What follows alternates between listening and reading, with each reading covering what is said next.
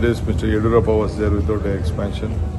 Only he and his father only enjoyed, no? So by today we can expect.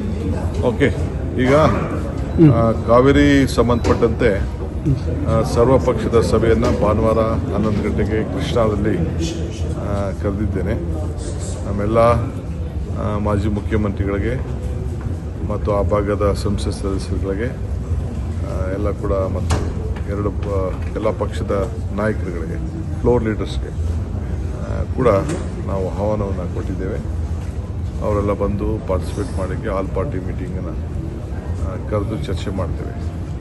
ಮುಂದಕ್ಕೆ ಯಾವ ದಿಕ್ಕಿನಲ್ಲಿ ತೆಗೆದುಕೊಂಡು ಹೋಗಬೇಕು ಅಂತ ಇವತ್ತು ನಾವು ಪ್ರತಿಪಾದನೆಯನ್ನು ಮಾಡ್ತಾ ಇದ್ದೇವೆ. ನಮ್ಮ ಸೀನಿಯರ್ ಆಫೀಸರ್ಸ್ ಎಲ್ಲ ಬಂದಿದ್ದಾರೆ, ಆಗಲೇ ಮಂಡಿಸ್ತಾ ಇದ್ದಾರೆ. ನಾನು ಇಷ್ಟೊತ್ತು ವ್ಯೂ ಮಾಡ್ತಾ ಇದ್ದೆ ಏನಾಗ್ತಾ ಇದೆ ಅಂತ. ಅದಕ್ಕೆ ಸಂಬಂಧಪಟ್ಟಂತೆ ನಾನು ಎಲ್ಲ ನಮ್ಮ ಸಂಸತ್ ಇಲ್ಲಿರೋಂಥ MPಸು ಮತ್ತು ಜೋಶಿ ಸಾಹೇಬರು ಮತ್ತು ಸೋಮಣ್ಣವರು ಆದಿಯಾಗಿ ಜಗದೀಶ್ ಶೆಟ್ಟರು ಮತ್ತು ಬೊಮ್ಮಾಯಿ ಅವರು ಎಲ್ಲ ಮಾತಾಡಿದ್ದೀವಿ.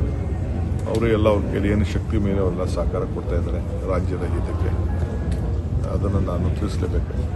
PMK leader Ammu Mani said he advised Mr. Vijay that he don't meet Congress leaders in Karnataka, just go and meet the central India, the union government. I don't want to comment on all those things.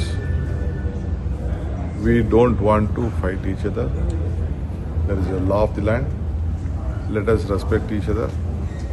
Let us respect the sentiment of all of them. It is a country at one.